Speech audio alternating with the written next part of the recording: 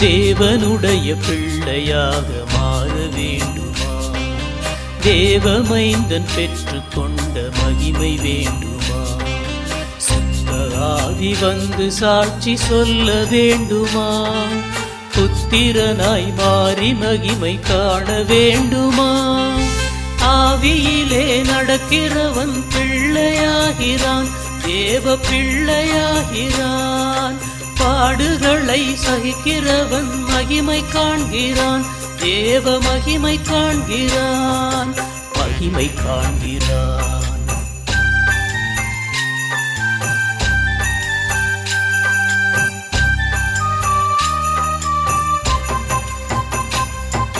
கிறிஸ்துவுக்குள் வாழ்ந்திருந்தால் ஆக்கினை இல்லை, பாவ மரண கட்டளைகள் தீர்ப்பதுமில்லை.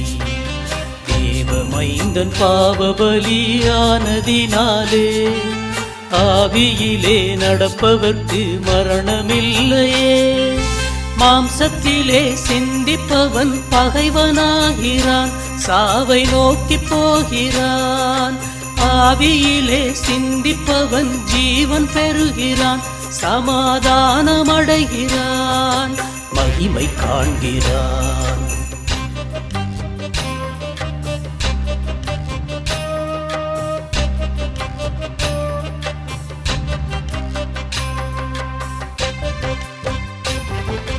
கிறிஸ்து உங்களோடு இருந்தால் பாவம் மறிக்குமே, ஆவியுடைய நீதியிலே ஜீவன் இருக்குமே. அடிமைத்தனத்தின் ஆவி வந்து சூழ்ந்து விடாமல் அப்பா பிதாவே என்று அழைக்க பண்ணுவே.